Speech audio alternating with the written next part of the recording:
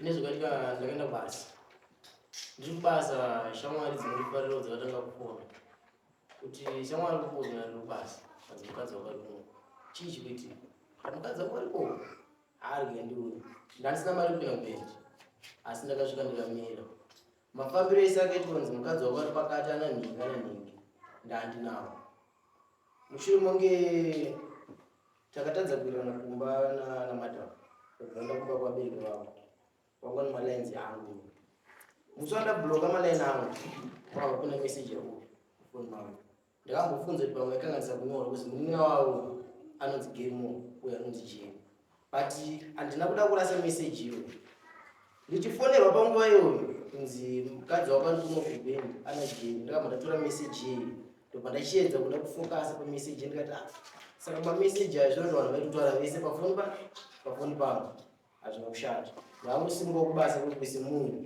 ndobva ndasvika kubendi kwandakagara kubva kuma1 kusvika na5 kunzi wachena ndakamira pagedhi panopinda nevanhu kuti umbu wangu ndinatserese ndinatsokubata vanhu vacho vamwe vane mukomana wavatotora kuti mukadzi wakanobendi muno mana ana jeri ndobva ndati hazvina kushata ndimira pa wapinda napo ndikwachobuda napo ndoma ndikamira panapo kwakuma5 vanhu vachibuda ndofunga pakapinda mumwe mbanditi uyaone mukadzi wakaripa ari apa funga ndakapinda ndobva ndaona ndakasvika madzimai angu vakagarawo pasi yakamira vachiita zvavaita sevanhu vangabva vese usiku andozoti vaiti kusvika nguva idzodzo ini mwoyo wangu yakurwadza ndiri panze kuti cherese ndichaona vabuda kupedza ndangosvika kuti mayashi muri kuitiri andikuda ndobva ndakutora mukadzi wangu ndobva ndaenda kuimba ndatomusiya maenda iwo zvoga vati handei kubendi uye mvumola zvokuti mukadzi womunhu angaende kubendi hakuna mukadzi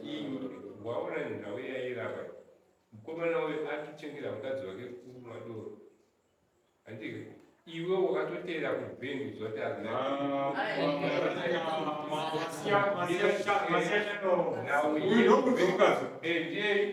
yekubendi azina yako kuti vazoenda kubendi zvimwe zvinhu ndisu zvinotikonzeresa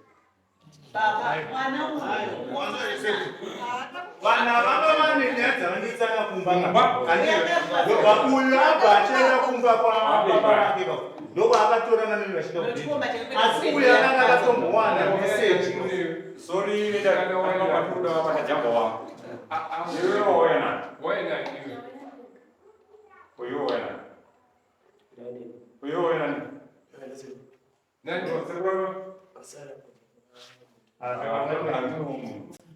wewe. Ona mwana. Nyenda ngofamba yikilo. Iwe wawega bana ni family kidogo kika. Ndio tunamwona ila unyane ni mungu ndio. Asiwa zvokotiramba zvikutorwa nomukomana wekuti wakazobuda wakawanikwa nouyu une mukadzi wake ari kunyepa here wamboti ndezvepafonika kwezvo zvokuti murume awingi muri pamwe chete nouyu Ayo. Ava vana kundowana ndipo nemukadzi wavo. Vakatondiwana ndichitosangana navo vachitoita sei vachitouya pane mukadzi wavo. Kuzvinkoni zvomboita ndizvo. zvomufonera zvakati Zvaitosendwa nemadzimai angu ini. Kuti chi? zvichienda pafoni yeuyu Vachitendwa Kuti chi? Zvaisendwa kuti chi? ine. iwe uda kurohwa kutipedzera nguva zviri kusevwa inyarara zviri kusevwa nomukadzi wako zvinopinda pafoni yeuyu pakuita sei mukadzi wako uyu mukadzi wako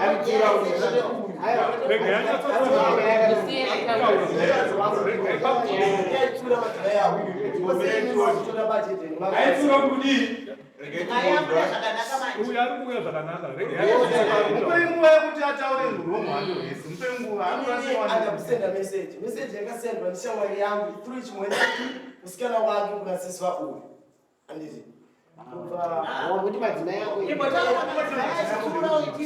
Akamutsura kuti kwa inini sei muchidzokera nabachete ndakasiyana navo. vapi iwewe mukadzi wako wakarambana nene ndaibvunza uyu kuti kudzokerana nabajede mukadzi wako angaonei pano pakuti mimi neuyu madzokerana angaonei kuti azofonera uyu mafriends avo anoenda kunga kwemukadzi wangu ndiye akazivisa kuti ava kudanana nabacheteni kureva kuti mukadzi uyu ndaidanana neni ndizvo zvinoshamamarira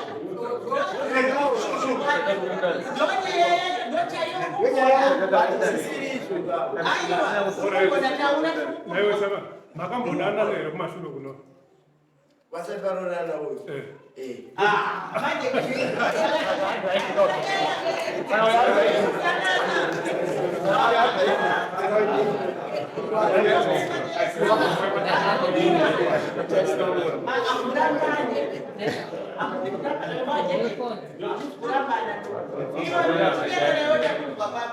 iwe makambodanana nouyu uyu ndokuzoya umashuru saka mwana patatanga vavetati mira pano wako chaiye vavabereki vanavasiyanava vari kuita zviminana ende minanayofunga kuti baba namai vari kuzvida vari kuita zvavanoda nenyaya ye18 years over 18 years ndeta zvandinoda iwe auviri notaonavesoso vagodzokera ukagotsoka kuna baba ukagotsoka panava ari kuparika varume vakadzamufane kuparika varume varume ndovanoparika vakadzi yovatati varike varume ndavai vanadiki vakadai vaurayane vanhu vanaandaedya pamusana pako iwewe ivi tingatongeswe nyaya makambona pakamboenda nomvura panorehwana mambo kuti yakaererana pambogorinaenotadza kuenda naye iona kuti musisakuma titivananikizuzu otori mzukuru wangu iwewe muri kudanana uyu ndiye akubvisanisai paushamwari Zvikutozikanwa nomukadzi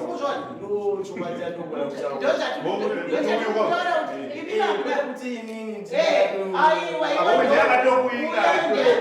ndozvandoedza kutazita iri rakazokuaari yangu akupesa mai mwina wake ndobvataura kuti akakubhadhira sisi vake kuti kuti inini wagona atiri ndozvatotaura kuti atiri kana kutipedzera nguva nyaya iri pandu nayo haunyanya kumasakashamani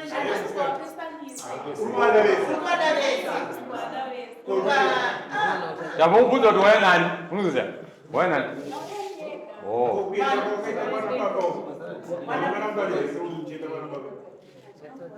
Angari kuchadze kuti kungidiya kuya.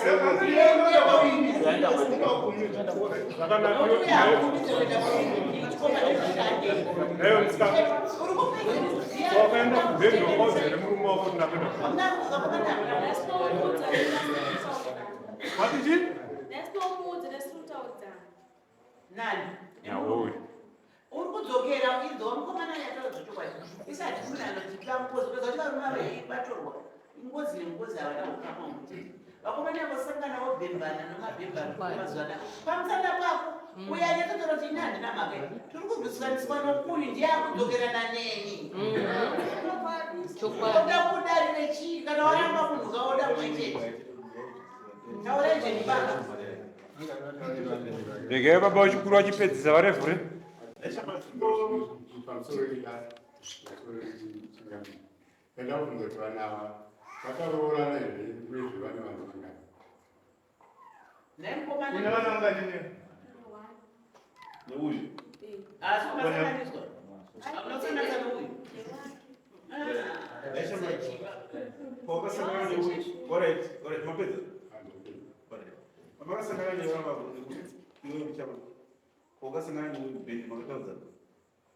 Ndichakakwanisa kupa shamwari yangu mari kuti akwanise kubhadharira musikana wake munina wedu ndochandikakwanisa kuita pandichiona munina wake ndobvataura kuti kwemi makandisiya panapa ndozobhadharira nani tava ndamukweretesa kushamwari yangu mari ndosaka inini vakasvika vakandishaya ndisipo tikatosanganidzana navo tichiuya kurisesi kuweti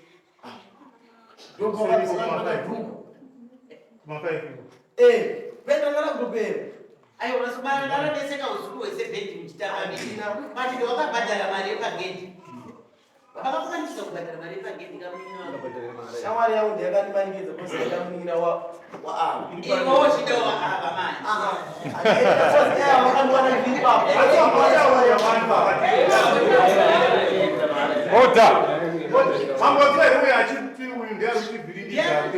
ndiyakakumanikidza kudzokera saka mukadzokera wakazofuna kuti uri kudzokera nomunhu wakangorambana neseko ndokatakubvunza kuti makambodana here kuti kana adiki mukati yes tikati waona mhaka uyu ndiari kukanasa saka mukadzi wakakaita shanjera kuti koma akudzokera naseko ndiripo ndomameseji akazobatwa nauyu then uyu andifonera pafoni ndiri kubasa tikati munhu ari kushandisa nhamba idzi hapo ari pasi unomufonera kanaita sei abuda handisi ndobva andinzwisisa uyu panguva hana kunondipindura kuti kwewapapema muchasendeka kuti kose munhu hatiendi ndamuudza kuti ndine nhini kana iwo tida kupuruvha meseji asi ini ndezvinyorwa muzita neshamwari yangu mumeseji saka iwo kukutitseza kuti iwo hausotodana neava vabaya neshamwari yavo aiwa ini ava ndisi kudana navo shamwari yangu ndiyakudana nemunina wavo shamwari yake uyaanodanana nevava asi vadana inzwa mukomana pawataura wati shamwari yako yanga isina mari asi inodanana nomunin'inowo handitikato zvataura asi iwewo manje kuti uchipinda muchirongwa chawadai ava mai vanhu vari kumanikidzira kuda kukura vari kukufosera kuti ubhadhara mari yemunin'ina wavo ndiwakapa shamwari yako ukabhadhara mari yeoldi girlfriend yako ndiwakapa wapinde bhedi usiku hwese dododo muri pamwe chete mukadzi wana muyu uda kurapa zvinhu zvawakaita wanga uchibva kunozvibatsira usina kupinda bhurugwa ava vanga vari kuda zvakadii ndasina kupinda bhurugwa ndakapinda ndakapinda ndofunga ndaipeta zvane apa katongena ndichitamba kubhendwa ndaitamba ava pamberi pakasiyana nevanhu ava vakagara aizokuona sei muchitamba vaiuya nditi mumwe wanga naye ndobva tonditi jeri yes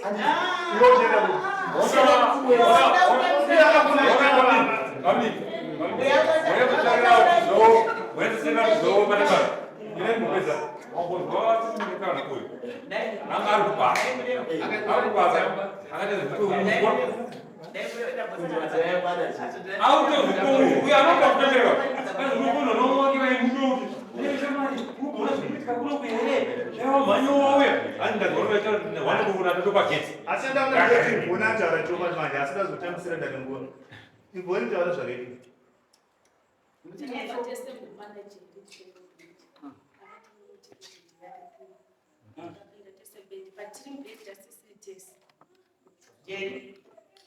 Wakabva navo. Jerry. Mune Jerry vangadi vanotora ivhoni kumba. Kwete shamwari yako akatora musikana wake mumwe uyu. Iwo Inini ndandiripo but kuenda sekwenda kubendi but mari kunoburitsa kubendi kuti ndikuburitsira munhu ndasingaburitsire ivava kapa. Ndikazobuditsa ivhoni ataura kuti watakabva tese kumba newe. kubva ndakabva navo. Wokuti chinhu wakutanga wabvota ivhoni ndeyakundimanikidzira. Alright. Ngandibvunze zvinhu. Iwe ivhoni akakuti ane bendi ndiye. Iye ndakatanga nokubendi nokuti unoda kuenda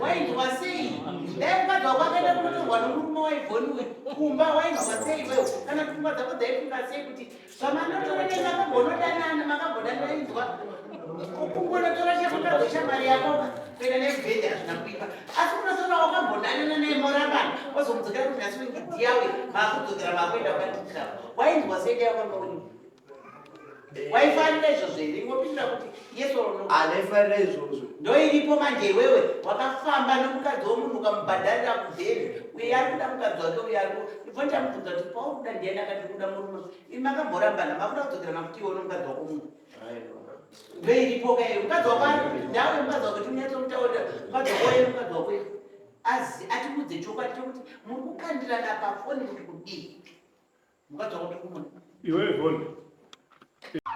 Feeling unsafe? Don't let fear control your life. ZC Security is here to protect your peace of mind. Our expert team offers a range of services, from advanced alarm systems to trained security guards, safeguarding your home, business and loved ones. Call ZC Security today on the numbers on the screen. ZC Security. Stay secured. Stay assured.